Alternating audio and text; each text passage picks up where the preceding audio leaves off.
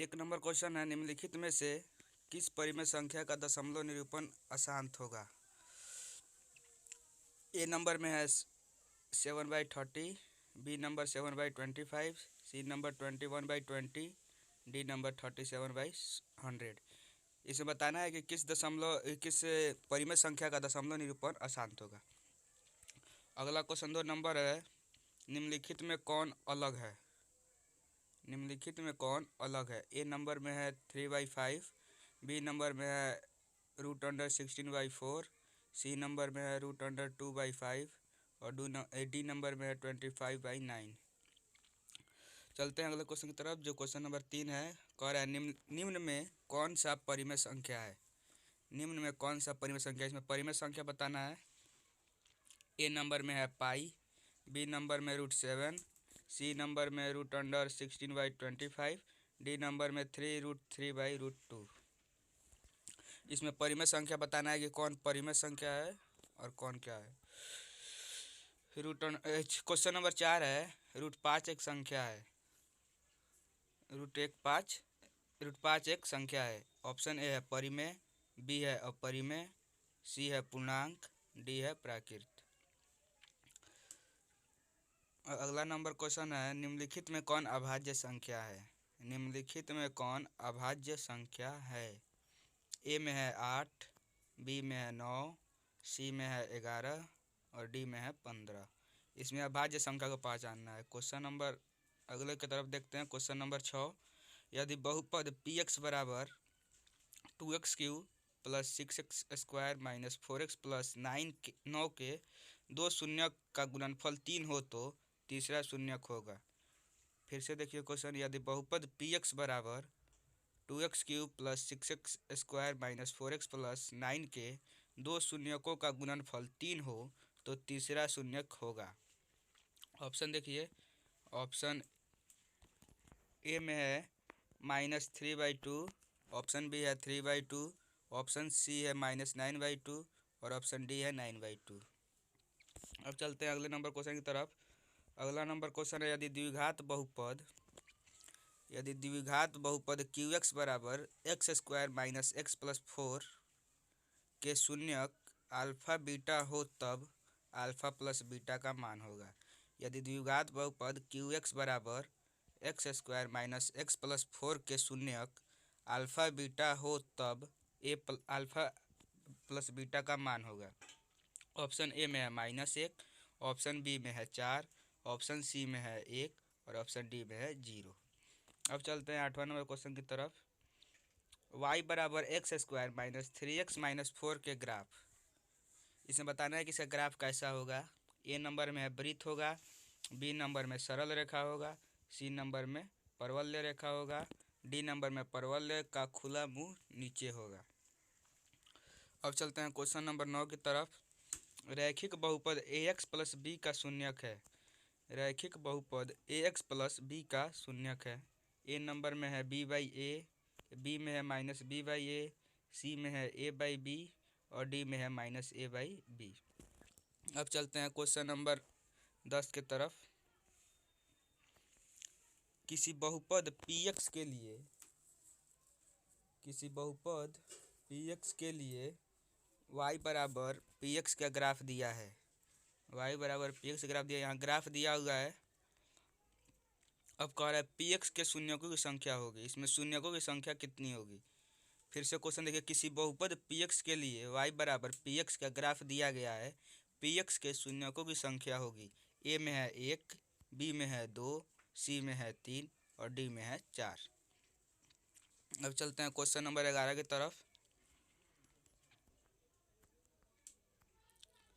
Question number 11 है, के किस मान के लिए समीकरण निकाय 3x + 4y = 5 तथा 6x + ky बराबर 10 का अनगिनत हल होगा। के किस मान के लिए समीकरण निकाय 3x + 4y = 5 तथा 6x + ky बराबर 10 का अनगिनत हल होगा। ऑप्शन ए में है 3, ऑप्शन बी में है 6, ऑप्शन सी में है 8 और ऑप्शन डी में है 9। अब चलते हैं क्वेश्चन नंबर 12 की तरफ, जो हम लोग का अगला क्वेश्चन है। पी के किस मान के लिए समीकरण निकाय x plus 2y equal to 1 तथा 5x प्लस के वाई इक्वल टू -7 का कोई हल नहीं होगा। इससे पहले में अनगिनत हल पूछा था, इसमें कोई हल नहीं होगा पूछ रहा है। पी के किस मान के लिए समीकरण निकाय x plus 2y equal to 1 तथा 5x प्लस के वाई इक्वल टू -7 का कोई हल नहीं होगा। ऑप्शन देखिए, ऑप्शन ए में है 1, ऑप्शन बी में है 3, ऑप्शन सी में है 6 और ऑप्शन डी में है 10। चलते हैं अगले क्वेश्चन की तरफ, जो क्वेश्चन नंबर 13 है। यदि रैखिक समीकरण 3x plus 2y equal to 4 में y बराबर -1 हो तो x का मान होगा। यदि रैखिक समीकरण 3x plus 2y equal to 4 में y बराबर -1 हो तो x का मान होगा। यहाँ समीकरण दिया हुआ है, y का मान दिया हुआ है, x का मान पूछ रहा है। तब क्वेश्चन देखिए, ऑप्शन देखिए, ऑप्शन ए में है -2, ऑप्शन बी में है 2, ऑप्शन सी में है -3 और ऑप्शन डी में है 3। एकदम इजी क्वेश्चन है। अब चलिए अगले क्वेश्चन की तरफ। अगला क्वेश्चन 14 नंबर है। यदि रैखिक समीकरण x प्लस 2y बराबर 10 में x का मान -2 हो तो y का मान क्या होगा। इससे पहले ही क्वेश्चन की तरह यह भी है। इसमें कह रहा है यदि रैखिक समीकरण x plus 2y equal to 10 में x का मान -2 यानी x जो है -2 है तो y का मान क्या होगा। ऑप्शन ए है 4, ऑप्शन बी है 5, ऑप्शन सी है 6 और ऑप्शन डी है 7।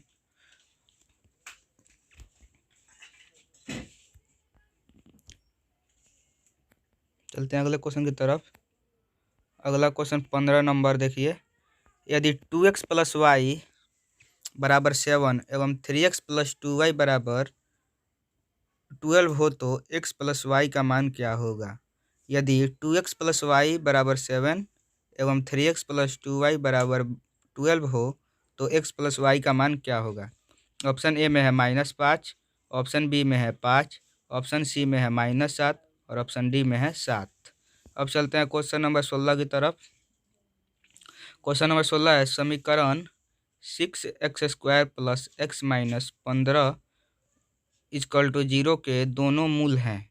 मूल यानी शून्यक पूछ रहा है। समीकरण दिया हुआ है जिसका शून्यक पूछ रहा है। समीकरण 6x² plus x minus 15 equal to 0 के दोनों मूल हैं। उनकी प्रकृति बताना है। ऑप्शन ए में है वास्तविक और समान, ऑप्शन बी में है वास्तविक और असमान, ऑप्शन सी में है वास्तविक नहीं और ऑप्शन डी में है इनमें से कोई नहीं। अब चलते हैं क्वेश्चन नंबर 17 की तरफ। 17 नंबर है। समीकरण 4x² plus 12x plus 9 equal to 0 के मूल हैं। समीकरण 4x² plus 12x plus 9 equal to 0 के मूल हैं। ऑप्शन ए में है वास्तविक और समान, ऑप्शन बी में है वास्तविक और असमान, ऑप्शन सी में है वास्तविक नहीं और ऑप्शन डी में है इनमें से कोई नहीं। अब चलते हैं क्वेश्चन नंबर 18 की तरफ।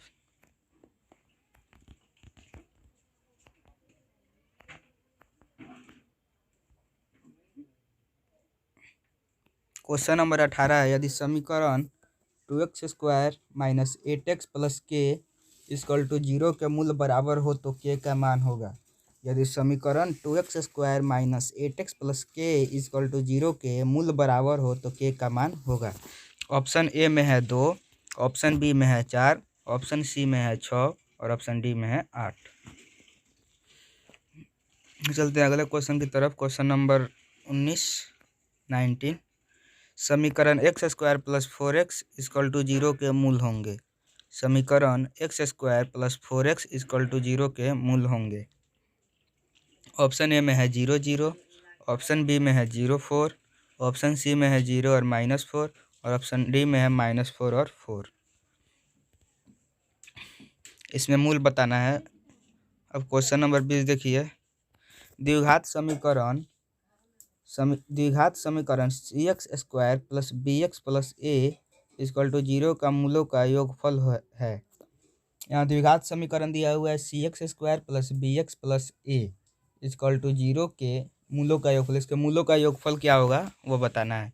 ऑप्शन ए में है -c/b, ऑप्शन बी में है -b/c, ऑप्शन सी में है -b/a और ऑप्शन डी में है -c/a। अब चलिए अगले क्वेश्चन की तरफ। अगला क्वेश्चन है 21 नंबर। यदि एपी का प्रथम पद ए और पदांतर डी हो तो इसके प्रथम n पदों का योगफल निम्नांकित में कौन सा होगा।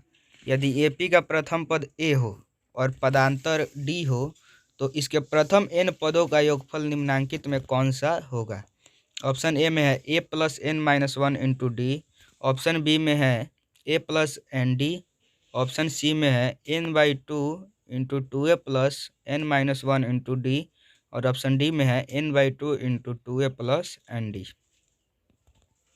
इसको आप लोग देख के बनाइए। और क्वेश्चन नंबर 22 है, समांतर श्रेणी 10, 7, 4 का तीसरा पद है। समांतर श्रेणी 10, 7, 4 का तीसरा पद है। ऑप्शन ए में है 75, ऑप्शन बी में है -77, ऑप्शन सी में है 55 और ऑप्शन डी में है 67।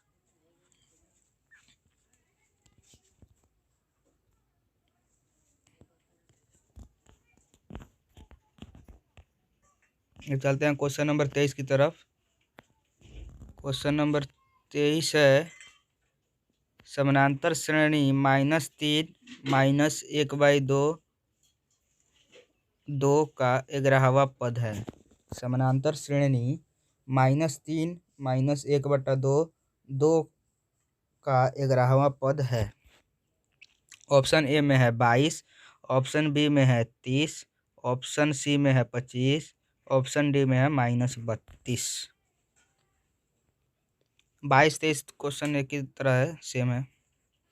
इसके आगे देखिए, कह रहा है 24 नंबर में समानांतर श्रेणी 2, 7, 12 का 10वां पद है। ये भी पहले ही क्वेश्चन की तरह है। समानांतर श्रेणी 2, 7, 12 का 10वां पद है। ए में है 50, बी में है 40, सी में है 47 और डी में है 53। चलते हैं अगले क्वेश्चन की तरफ। 25 नंबर, दो समरूप त्रिभुज के क्षेत्रफल क्रमशः दो समरूप त्रिभुजों के क्षेत्रफल क्रमशः दो समरूप त्रिभुज के क्षेत्रफल क्रमशः 36 वर्ग मीटर और 64 वर्ग मीटर है। यदि एक त्रिभुज की सबसे बड़ी भुजा 12 मीटर माप की हो तो दूसरे त्रिभुज की सबसे बड़ी भुजा की माप होगी। फिर से देखिए, दो समरूप त्रिभुजों के क्षेत्रफल क्रमशः 36 वर्ग सेंटीमीटर और 64 वर्ग सेंटीमीटर है। यदि एक त्रिभुज की सबसे बड़ी भुजा 12 मीटर माप की हो तो दूसरे त्रिभुज की सबसे बड़ी भुजा की माप होगी। ऑप्शन ए में है 32 मीटर, ऑप्शन बी में है 16 मीटर, ऑप्शन सी में है 8 मीटर और ऑप्शन डी में है 1 मीटर। अब चलिए क्वेश्चन नंबर 26 की तरफ। दो समरूप त्रिभुजों की संगत भुजाएं 2:3 के अनुपात में है तो उनके क्षेत्रफलों में अनुपात होगा। यहाँ दो समरूप त्रिभुज की संगत भुजाओं का अनुपात 2:3 है तो उनके क्षेत्रफलों का अनुपात बताना है। ऑप्शन ए में है 2:3, ऑप्शन बी में है 3:2, ऑप्शन सी में है 4:9 और ऑप्शन डी में है 9:0। अब चलते हैं क्वेश्चन नंबर 27 की तरफ। क्वेश्चन नंबर 27 है, दो समरूप त्रिभुजों के परिमाप क्रमशः 40 सेमी और 50 सेमी है। पहले और दूसरे त्रिभुज के क्षेत्रफलों का अनुपात है। यहाँ त्रिभुजों का परिमाप दिया हुआ है और उसके त्रिभुजों के क्षेत्रफलों का अनुपात पूछ रहा है। ऑप्शन देखिए, ऑप्शन ए में है 4:5, ऑप्शन बी में है 5:4, ऑप्शन सी में है 25:16 और ऑप्शन डी में है 16:25। अब चलते हैं क्वेश्चन नंबर 28 की तरफ। 28 नंबर है, बिंदुओं P-2, 8 और Q-6, -4 को मिलाने वाली रेखाखंड का मध्य बिंदु है। बिंदुओं P -2 8 और Q -6 को मिलाने वाली रेखाखंड का मध्य बिंदु है। ए नंबर में है -6 और -4, ऑप्शन बी में है -4 और 2, ऑप्शन सी में है 2 और 6 और ऑप्शन डी में है -4 और -6। अब चलते हैं क्वेश्चन नंबर 29 की तरफ। 29 है बिंदुओं ए -2 8 तथा बी -6 -4 को मिलाने वाली रेखाखंड के मध्य बिंदु का निर्देशांक होगा। बिंदुओं ए बिंदु है जिसका निर्देशांक दिया हुआ है -2 8 और बी बिंदु है जिसका निर्देशांक है -6 और -4 को मिलाने वाली रेखाखंड के मध्य बिंदु का निर्देशांक होगा। ऑप्शन ए में है -4 और 2, ऑप्शन बी में है 4 और 2, ऑप्शन सी में है -4 और -6 और ऑप्शन डी में है 4 और -6। अब चलते हैं क्वेश्चन नंबर 30 की तरफ।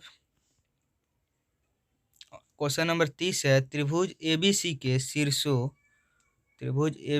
शीर्षों ए, बी और सी के नियामक क्रमशः इसका निर्देशांक दिया हुआ है बिंदु ए का, बिंदु बी का और बिंदु सी का।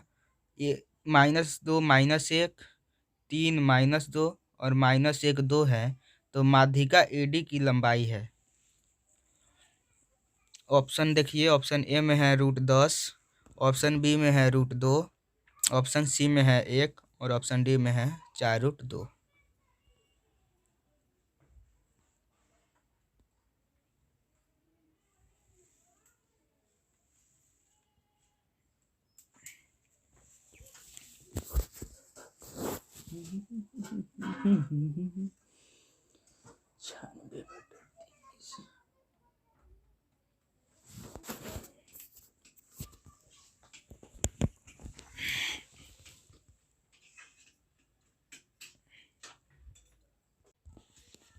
अब चलते हैं अगले क्वेश्चन की तरफ।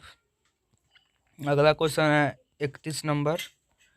31 नंबर में निम्नलिखित में से √2 किसके बराबर है? निम्नलिखित में से √2 जो है किसके बराबर है? ऑप्शन ए में है tan 60 डिग्री, ऑप्शन बी में है cos 45 डिग्री, ऑप्शन सी में है sin 30 डिग्री और ऑप्शन डी में है 1/sin 45 डिग्री।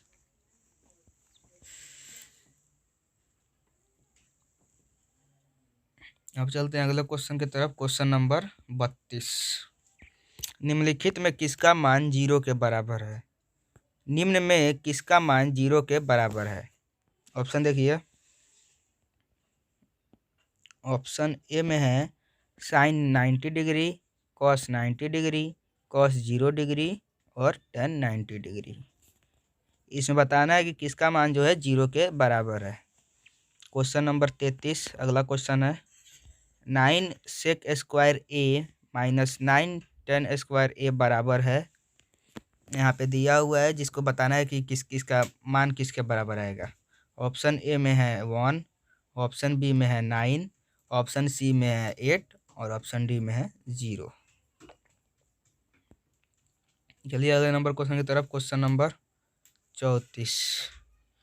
क्वेश्चन नंबर 34 है √3 cosec थीटा, यदि √3 cosec थीटा बराबर 2 हो तो थीटा का मान होगा। यदि √3 cosec थीटा बराबर 2 हो तो थीटा का मान होगा। ऑप्शन देखा जाए, ऑप्शन नंबर ए में है 60 डिग्री, ऑप्शन बी में है 45 डिग्री, ऑप्शन सी में है 30 डिग्री और ऑप्शन डी में है 0 डिग्री।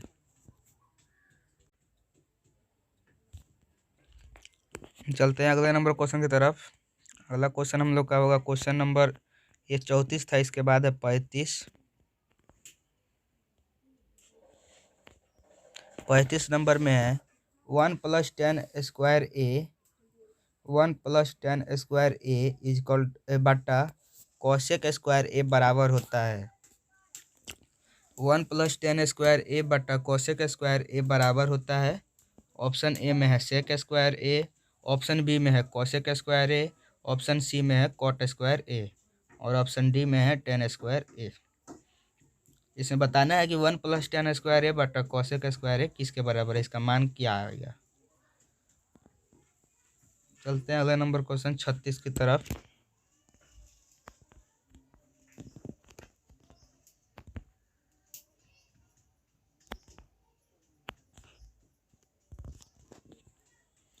देखिए 36 नंबर क्वेश्चन देखिए, कह रहा है दो वृत्त एक दूसरे को न स्पर्श करे और न प्रतिच्छेद करे तो उस पर खींची गई स्पर्श रेखाओं की संख्या होगी।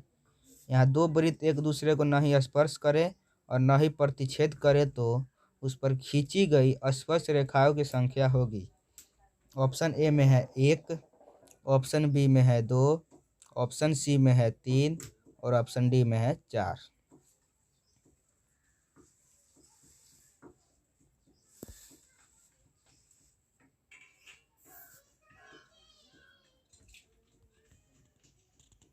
चलिए अगले नंबर क्वेश्चन की तरफ। Question number 37। चित्र में ए बी वृत्त की कैसी रेखा कही जा सकती है। चित्र में ए बी वृत्त की कैसी रेखा, यहाँ ए बी रेखा दिया हुआ है, जो पूछ रहा है कि वृत्त की कैसी रेखा हो सकती है, कही जाएगी। ऑप्शन ए में है प्रतिच्छेदी रेखा, बी में है स्पर्श रेखा, सी में है अप्रतिच्छेदी रेखा और डी में है इनमें से कोई नहीं। एकदम इजी क्वेश्चन है अभी। अब चलते हैं क्वेश्चन नंबर 38 की तरफ। दी गई आकृति में पी क्यू तथा पी आर, पहले आकृति देखिए, आकृति भी दी गई आकृति में पी क्यू तथा पी आर वृत्त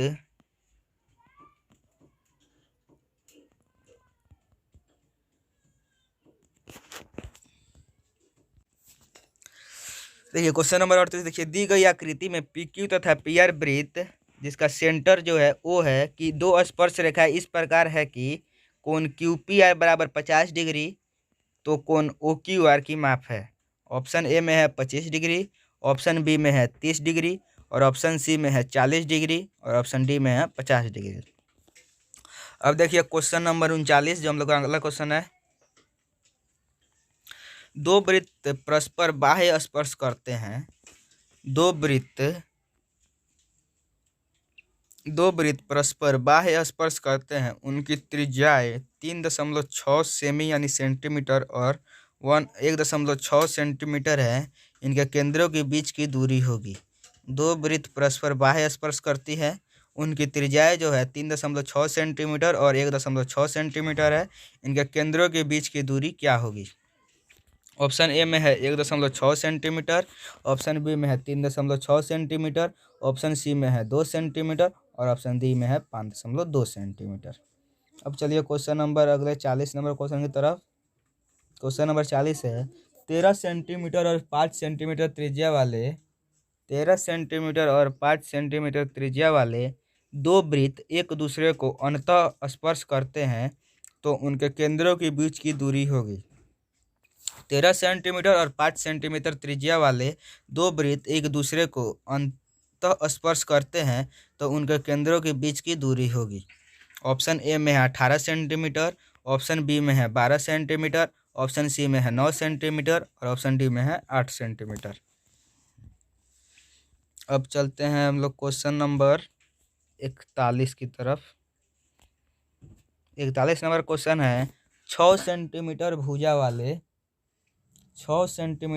वाले वर्ग के अंदर खींचे गए वृत्त का क्षेत्रफल है। यानी 6 सेंटीमीटर भुजा वाले वर्ग के अंदर खींचे गए वृत्त का क्षेत्रफल क्या होगा।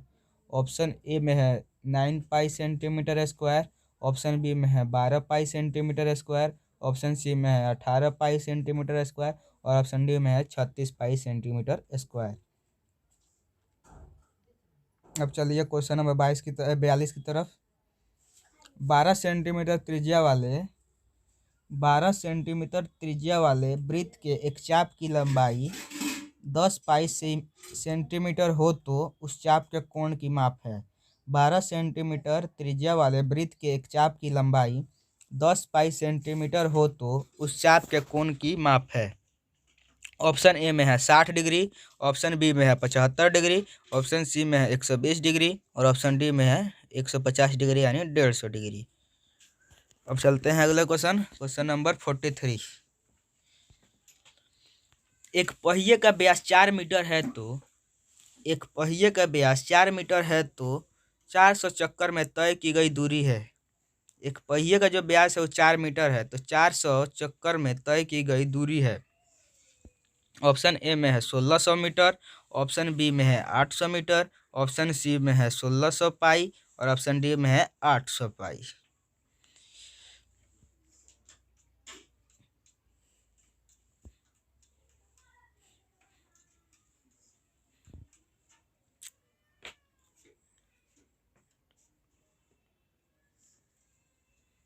अब चलते हैं क्वेश्चन नंबर हम लोग का 43 था। अब चलते हैं क्वेश्चन नंबर 44 की तरफ। यदि किसी वृत्त की त्रिज्या के गुनी कर दी जाए तो पुराने और नए वृत्तों के क्षेत्रफलों का अनुपात कौन सा होगा। ऑप्शन ए में है 1:k, ऑप्शन बी में है 1:k², ऑप्शन सी में है 1:k⁻3 और ऑप्शन डी में है k⁻3:1।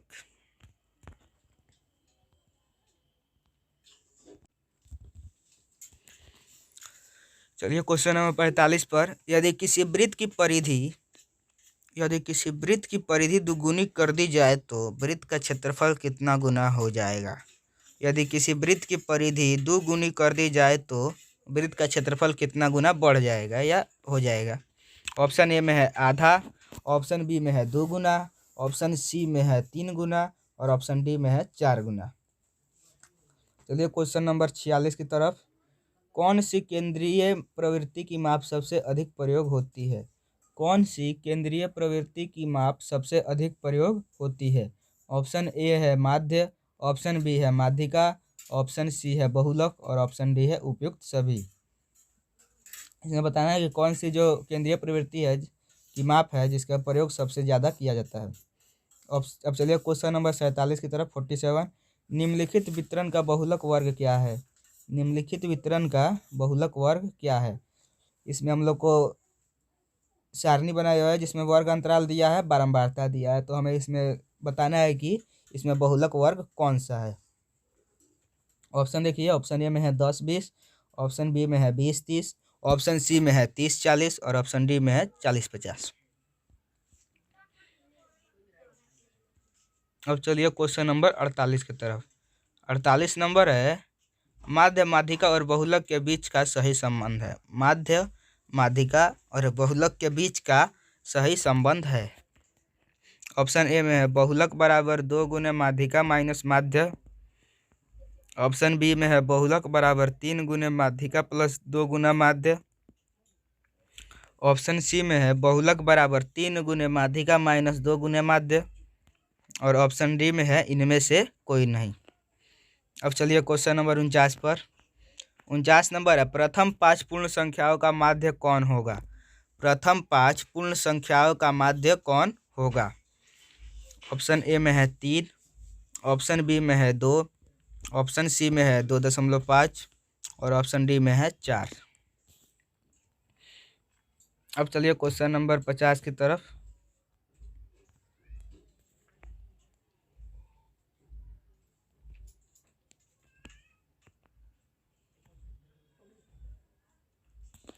क्वेश्चन नंबर 50 देखिए। क्वेश्चन नंबर 50 है संचयी बारंबारता वक्र कहलाती है। ए नंबर में है तोरण, बी नंबर में है आयत चित्र, सी नंबर में है डंडा लेख, डी नंबर में है बारंबारता बहुभुज। संचयी बारंबारता वक्र को क्या कहते हैं। तोरण, आयत चित्र, डंडा लेख या बारंबारता बहुभुज। अब चलिए क्वेश्चन नंबर 51 की तरफ। 51 नंबर है यूक्लिड विभाजन लेमा किन पूर्णांकों के लिए लागू किया जाता है। यूक्लिड विभाजन लेमा किन पूर्णांकों के लिए लागू किया जाता है। ए नंबर में है केवल धन पूर्णांकों के लिए, बी में है शून्य सहित सभी पूर्णांकों के लिए, सी में है शून्य को छोड़कर सभी पूर्णांकों के लिए और डी में है किसी भी पूर्णांक के लिए नहीं। अब चलिए क्वेश्चन नंबर 52 की तरफ। दो धनात्मक पूर्णांक ए और बी है और क्यू और आर अद्वितीय पूर्ण संख्याएं हैं तो इनमें से कौन सही है। दो धनात्मक पूर्णांक ए और बी हैं और क्यू और आर अद्वितीय पूर्ण संख्याएं हैं तो इनमें से कौन सही है? ए बराबर B Q plus R, B बराबर बी में है A equal to B R plus Q, C में है बी बराबर ए आर प्लस क्यू, और डी में है आर बराबर ए क्यू प्लस बी, जबकि 0 से बड़ा या बराबर आर है और आर से बड़ा है बी। अब चलिए क्वेश्चन नंबर 53 की तरफ। 455 और 42 का HCF होगा। 455 और 42 का HCF होगा, यानी मौसा होगा। ए में है 35, बी में है 7, डी में है 5 और डी में है 12। ए में 35, बी में 7, सी में 5, डी में 12। अब चलिए क्वेश्चन नंबर 54 की तरफ। 54 नंबर है, यदि सी बराबर डी क्यू प्लस आर, जहाँ दिया हुआ है 0 से बड़ा या बराबर है आर जो है 0 से बड़ा है और आर से बड़ा है डी है, तो आर बराबर होने पर HCF का मान लिखें।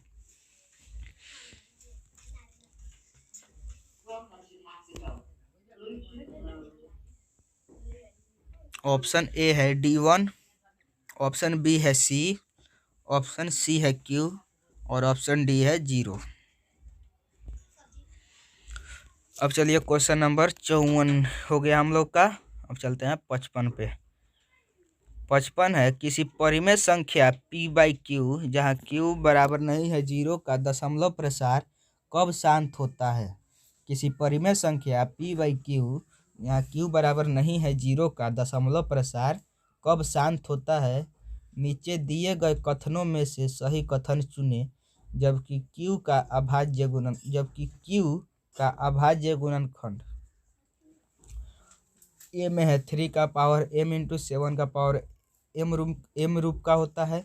ऑप्शन बी में है a का पावर n इंटू 3 का पावर m के रूप का होता है। ऑप्शन सी में है 2 का पावर n इंटू 5 का पावर m रूप का होता है। और डी में है n का पावर माइनस n 5 का पावर माइनस m के रूप का होता है।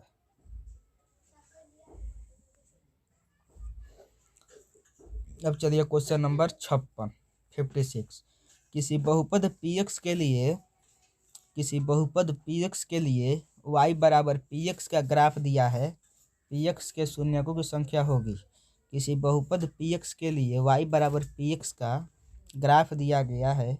px के शून्यकों की संख्या होगी। ऑप्शन देखिए, यहाँ ग्राफ दिया हुआ है, पहले ग्राफ देख लीजिए। ऑप्शन देखिए, ऑप्शन ए में दिया हुआ है 1, ऑप्शन बी में दिया हुआ है 2, ऑप्शन सी में दिया हुआ है 3 और ऑप्शन डी में है 4। अब चलते हैं क्वेश्चन नंबर 57 की तरफ। निम्नलिखित में कौन एक बहुपद है? ए नंबर में है √x + 1/√x। ऑप्शन बी में है √3x² - 2√3x + 3। ऑप्शन सी में है x² - 5x + 6√x + 3 और ऑप्शन डी में है x + 1/x।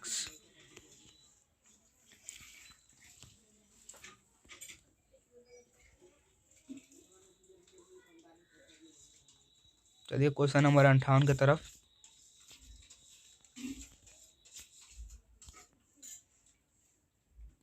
58 नंबर क्वेश्चन देखिए, बहुपद px बराबर x² - 2x - 3 के शून्यक है। ए बराबर 1 एवं -3, बी में है -3 एवं -1, ऑप्शन सी में है c एवं -1, डी में है 3 एवं 1। फिर से देखिए, ऑप्शन ए में है 1 एवं -3, ऑप्शन बी में है -3 एवं -1, ऑप्शन सी में है 3 एवं -1 और ऑप्शन डी में है 3 एवं 1। अब चलिए क्वेश्चन नंबर 59 की तरफ। 59 नंबर है, यदि किसी बहुपद px का एक शून्यक 3 है, तो वह बहुपद निम्नलिखित में से किससे विभाज्य होगा? ऑप्शन ए में दिया हुआ है x - 3, ऑप्शन बी में है x + 3, ऑप्शन सी में है 3x और ऑप्शन डी में है x/3।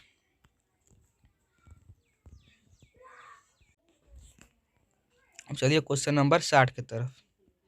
यदि बहुपद यदि बहुपद px का एक गुणनखंड x प्लस 5 हो तो px का एक शून्यक होगा।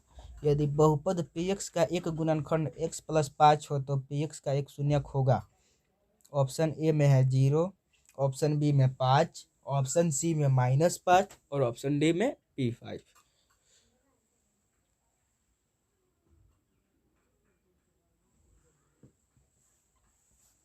अब चलिए अगले क्वेश्चन पर। अगला क्वेश्चन है युगपत रैखिक समीकरण 5x + y = 7, 3x - 4y = 18 के कितने हल हैं। ऑप्शन ए में है केवल 1, ऑप्शन बी में है केवल 2, ऑप्शन सी में है कोई नहीं और ऑप्शन डी में है अनंत।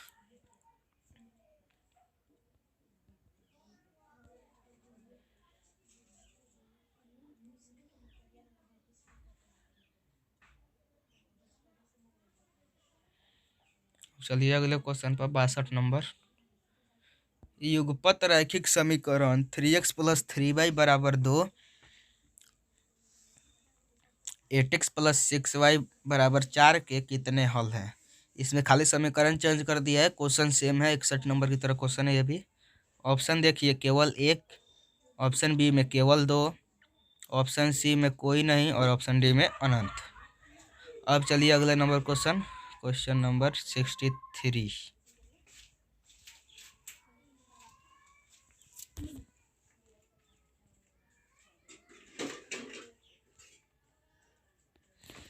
देखिए 63 क्वेश्चन देखिए। यदि x + 2y =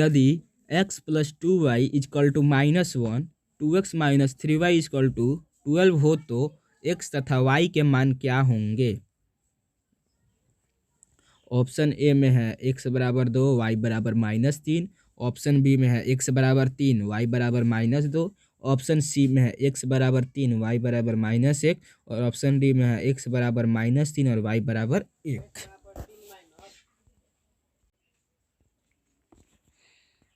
अब चलिए क्वेश्चन नंबर 64 पे।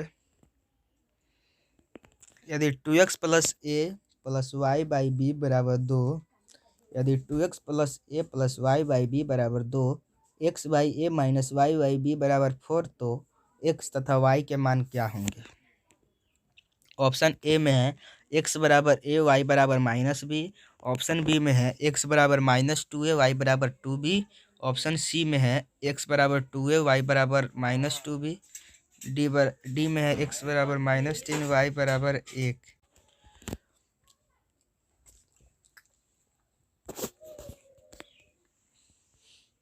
अगला नंबर क्वेश्चन है क्वेश्चन नंबर 65। यदि x + y = a + b और ax - by = a² - b² हो तो x तथा y के मान क्या होंगे। ऑप्शन देखिए, ऑप्शन ए में है x = a, y = b, option B में है x = -a, y = b, option C में है x = a, y = -b और ऑप्शन डी में है x = -a, y = -b।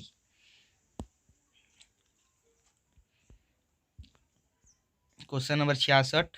द्विघात समीकरण 4x² + 4x + 1 = 0 के मूल हैं। ऑप्शन ए में है वास्तविक तथा असमान, वास्तविक तथा समान, ऑप्शन ए में है वास्तविक तथा असमान, ऑप्शन बी में है वास्तविक तथा समान, ऑप्शन सी में है अभिकल्पित और ऑप्शन डी में है वास्तविक धनात्मक। चलिए क्वेश्चन नंबर 67 की तरफ। यदि समीकरण kx² - 6x + 3 के बराबर 0 के मूलों का योगफल तथा गुणनफल बराबर हो तो के बराबर वाट यानी के का मान क्या होगा। ऑप्शन ए में है 2, ऑप्शन बी में है 3, ऑप्शन सी में है 4 और ऑप्शन डी में है इनमें से कोई नहीं। अब देखिए क्वेश्चन नंबर 68 p के किस मान के लिए x² - 4x + p = 0 के मूल भिन्न तथा वास्तविक होंगे। p के किस मान के लिए x square minus 4x plus P बराबर 0 के मूल भिन्न तथा वास्तविक होंगे। ए नंबर में है पी से बड़ा होगा 4, ऑप्शन बी में है पी छोटा होगा 4 से, ऑप्शन सी में है पी बराबर होगा 4 के,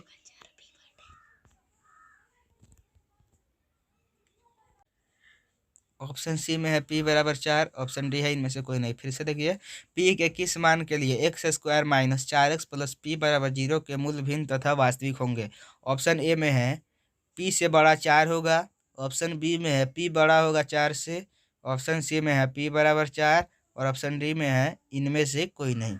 अब चलिए क्वेश्चन नंबर 69 की तरफ। एक द्विघात समीकरण के मूलों का योगफल -2 तथा गुणनफल -4 है।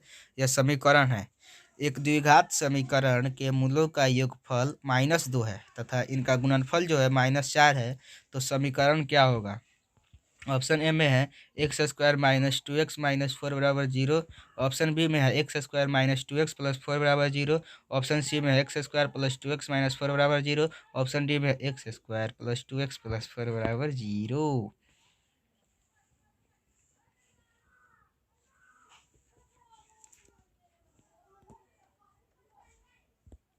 देखिए क्वेश्चन नंबर 70।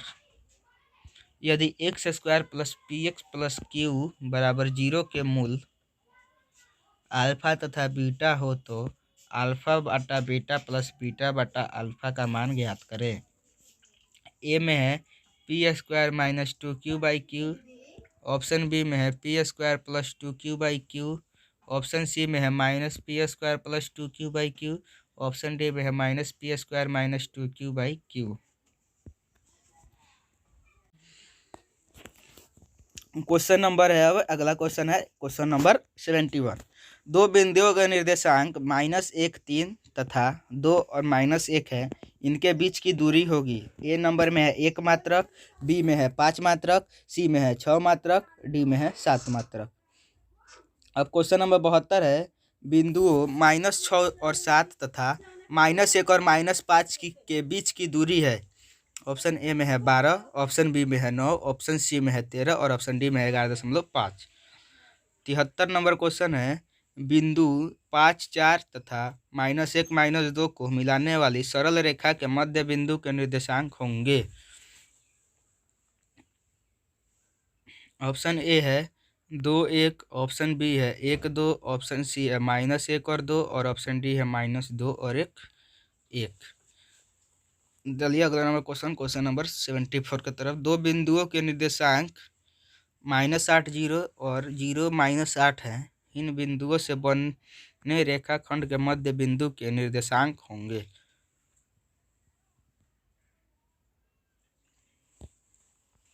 ऑप्शन ए में है -8 4, ऑप्शन बी में है 4 और -8, ऑप्शन सी में है -4 और -4 और ऑप्शन डी में है 4 और 4।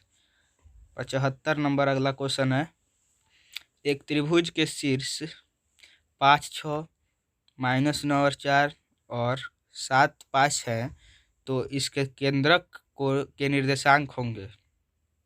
यहाँ त्रिभुज के शीर्ष का निर्देशांक दिया है और इसके केंद्रक का निर्देशांक पूछ रहा है। ऑप्शन ए में है 5 और 1, ऑप्शन बी में है 1 और 5, ऑप्शन सी में है 5 और 4 और ऑप्शन डी में है -7 और 9।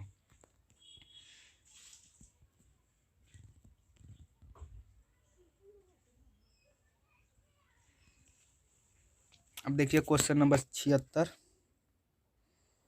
यदि √2 cos थीटा बराबर 1 हो तो यदि √2 cos थीटा बराबर 1 हो तो थीटा का मान होगा। ए नंबर में 60 डिग्री, बी में 45 डिग्री, सी में 30 डिग्री और डी में 0 डिग्री।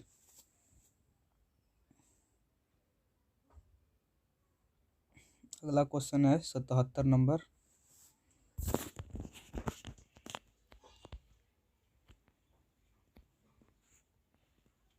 क्वेश्चन देखिए, 1 + cot स्क्वायर ए बटा 1 + tan स्क्वायर ए बराबर होता है 1 + cot square A by 1 + tan square A बराबर होता है। ऑप्शन ए में है sec square A, option B में है cosec square A, option C में है cot स्क्वायर ए और ऑप्शन डी में है tan स्क्वायर ए। अब देखिए क्वेश्चन नंबर 78। यदि √3 sec थीटा बराबर 2 यदि √3 सेक थीटा बराबर 2 हो तो देखिए 78 नंबर क्वेश्चन देखिए, यदि √3 सेक थीटा बराबर 2 हो तो थीटा का मान होगा। यदि √3 सेक थीटा बराबर 2 हो तो थीटा का मान होगा। ऑप्शन ए में है 0 डिग्री, ऑप्शन बी में है 30 डिग्री, ऑप्शन सी में है 45 डिग्री यानी 45 डिग्री और ऑप्शन डी में है 60 डिग्री।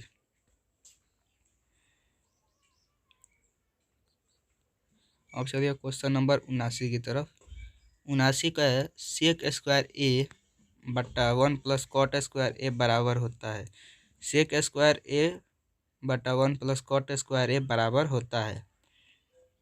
ऑप्शन ए में है sec square A, option B में है cosec square A, option C में है कॉट स्क्वायर ए और ऑप्शन डी में है टेन स्क्वायर ए।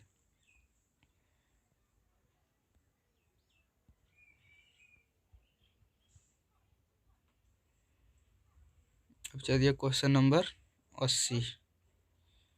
यदि 2 cos थीटा बराबर √3 हो तो यदि 2 cos थीटा बराबर √3 हो तो थीटा का मान होगा। ऑप्शन ए में है 45 डिग्री, ऑप्शन बी में है 60 डिग्री, ऑप्शन सी में है 30 डिग्री और ऑप्शन डी में है 90 डिग्री। यदि 2 cos थीटा बराबर √3 हो तो थीटा का मान होगा। ए नंबर में 45, बी में 60, सी में 30 और डी में 90 डिग्री। चलिए क्वेश्चन नंबर 81 की तरफ। आर त्रिज्या वाले अर्धगोले का आयतन है।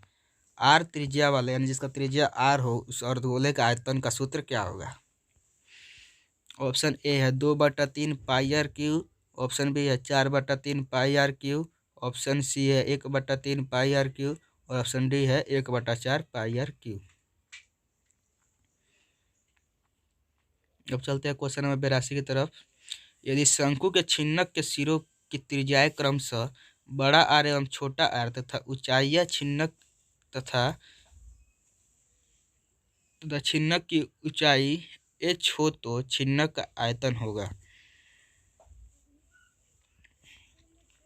ए में है 1/3 पाई h इंटू बड़ा आर स्क्वायर प्लस छोटा आर स्क्वायर प्लस बड़ा आर इंटू छोटा आर। ऑप्शन बी में है 1/3 पाई h इंटू बड़ा आर स्क्वायर प्लस छोटा आर स्क्वायर माइनस बड़ा आर इंटू छोटा आर। ऑप्शन सी में है 2/3 पाई h इंटू बड़ा आर स्क्वायर प्लस छोटा आर स्क्वायर प्लस बड़ा आर इंटू छोटा आर और ऑप्शन डी में है 2/3 पाई h इंटू बड़ा आर स्क्वायर प्लस छोटा आर स्क्वायर माइनस बड़ा आर इंटू छोटा आर। अब चलते हैं क्वेश्चन नंबर 83 की तरफ। आर त्रिज्या तथा h ऊंचाई वाले बेलन का आयतन है। आर त्रिज्या तथा h ऊंचाई वाले बेलन का आयतन है। ऑप्शन ए में है pi R square H, option B में है 1/3 pi R square H, option C में है 2/3 पाई आर स्क्वायर एच और ऑप्शन डी में है 2 पाई आर स्क्वायर एच।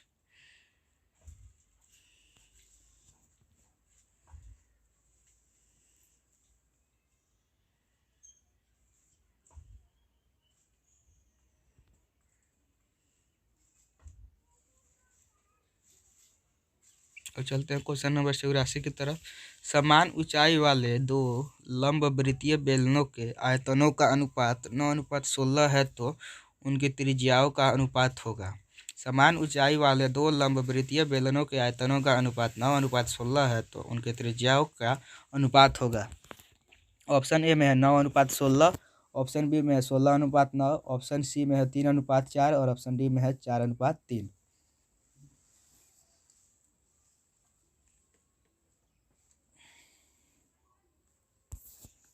और चलते हैं क्वेश्चन नंबर 85। यदि गोले की त्रिज्या आधी कर दी जाए यदि गोले की त्रिज्या आधी कर दी जाए तो मूल गोले और नए गोले के आयतनों का अनुपात होगा। यदि गोले की त्रिज्या आधी कर दी जाए तो मूल गोले और नए गोले के आयतनों का अनुपात होगा। ऑप्शन ए में है 1:4, ऑप्शन बी में है 4:1, ऑप्शन सी में है 1:8 और ऑप्शन डी में है 8:1। अब देखिए क्वेश्चन नंबर 86। चर मान 3, 4, 8, 7, 14, 16 के माध्य विचलनों का योग है।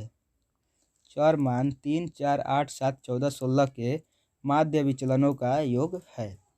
ऑप्शन ए में है 0, ऑप्शन बी में है 2, ऑप्शन सी में है 3 और ऑप्शन डी में है 4।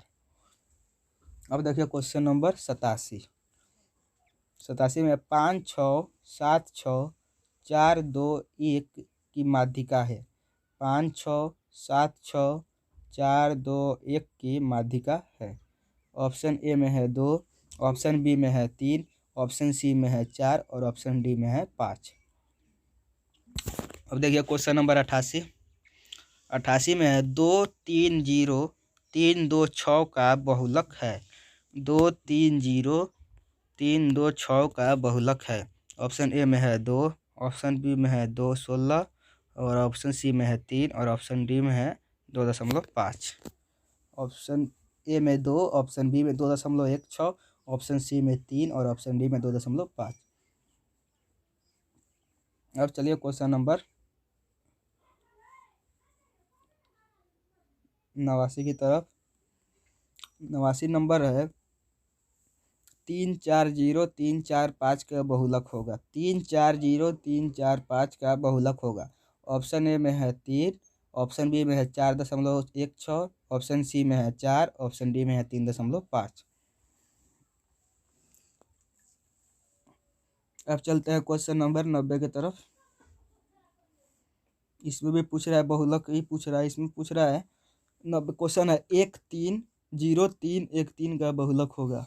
ऑप्शन ए में है 0, ऑप्शन बी में है 1, ऑप्शन सी में है 2, ऑप्शन डी में है 3। अब देखिए क्वेश्चन नंबर 91। यदि किसी घटना ई की प्रायिकता 0.05 हो तो पी नहीं की प्रायिकता होगी। यदि किसी घटना ई की प्रायिकता 0.05 हो तो पी नहीं की प्रायिकता होगी। ऑप्शन ए में है 0, ऑप्शन बी में है 0.95, ऑप्शन सी में है 1 और ऑप्शन डी में है 1.05। अब चलिए क्वेश्चन नंबर 92। किसी परीक्षा में पूछे गए प्रश्नों में सही उत्तर प्राप्त करने की प्रायिकता x/2 है। यदि गलत उत्तर होने की प्रायिकता 3/4 हो तो x का मान होगा।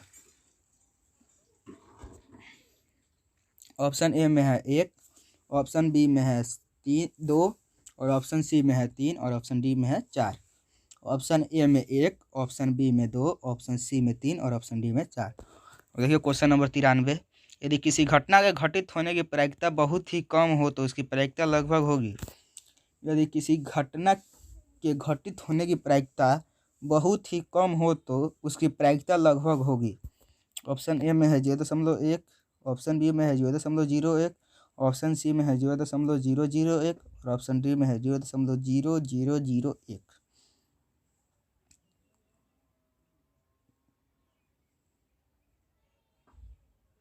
चलिए अगला क्वेश्चन नंबर 94 की तरफ। अंग्रेजी वर्णमाला के अक्षरों में से स्वर वर्ण चुनने की प्रायिकता है। ऑप्शन ए में है 1/26, ऑप्शन बी में है 5/26, ऑप्शन सी में है 21/26 और ऑप्शन डी में है 3/26। Question number 95। एक पासे के एक फेंक में सम अभाज्य संख्या आने की प्रायिकता है। एक पासे के एक फेंक में सम अभाज्य संख्या आने की प्रायिकता है। ए नंबर में है 1/2, बी नंबर में है 1/3, सी नंबर में है 1/5, डी नंबर में है 1/6। अब चलते हैं क्वेश्चन नंबर 96 की तरफ।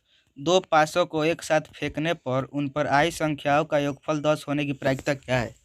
दो पासों को एक साथ फेंकने पर उन पर आई संख्याओं का योगफल 10 होने की प्रायिकता क्या है। ऑप्शन ए में है 1/3, ऑप्शन बी में है 1/6, ऑप्शन सी में है 1/12 और ऑप्शन डी में है 1/4।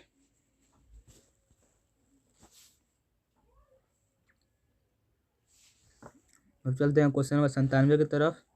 दो पासों को एक साथ फेंकने पर दोनों पर समान संख्याएं पाने की प्रायिकता क्या होगी। दो पासों को एक साथ फेंकने पर दोनों पर समान संख्या पाने की प्रायिकता क्या होगी। ऑप्शन ए में 1/3, ऑप्शन बी में 1/6, ऑप्शन सी में 5/12 और ऑप्शन डी में हो जाएगा 2/3। अब चलिए क्वेश्चन नंबर 98 की तरफ। ताश के 52 पट्टों की एक गड्डी को अच्छी तरह से फेंट कर यादृच्छिक बेगम ना होने की प्रायिकता क्या है? ताश के 52 पत्तों की एक गड्डी को अच्छी तरह से फेंट कर यादृच्छिक बेगम न होने की प्रायिकता क्या है? ऑप्शन ए में है 3/13, ऑप्शन बी में है 3/13, ऑप्शन सी में है 1/26 और ऑप्शन डी में है 2/13।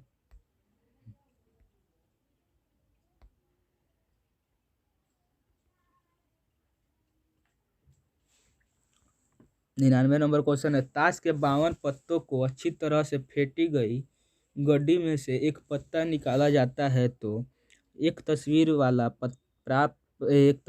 पत्ता प्राप्त होने की प्रायिकता होगी। ताश के 52 पत्तों को अच्छी तरह से फेंटी गई गड्डी में से एक पत्ता निकाला जाता है तो एक तस्वीर वाला पत्ता प्राप्त होने की प्रायिकता होगी। ऑप्शन ए में है 3/13, ऑप्शन बी में है 3/26, ऑप्शन सी में है 1/26, ऑप्शन डी में है 4/13। चलिए अब आज के अंतिम क्वेश्चन नंबर 100। क्वेश्चन नंबर 100, 52 पत्तों को अच्छी तरह से फेंटी गई 52 पत्तों की अच्छी तरह से फेंटी गई गड्डी में से एक पत्ता निकाला जाता है तो एक इक्का होने की प्रायिकता क्या होगी? ऑप्शन देखिए, ऑप्शन ए में 1/4, ऑप्शन बी में है 1/26, ऑप्शन सी में है 1/13 और ऑप्शन डी में है 4/13। ठीक है, आज हमने मैथ के 100 क्वेश्चन किए। आज के लिए बस इतना ही, फिर मिलेंगे अगले वीडियो में। तब तक के लिए धन्यवाद।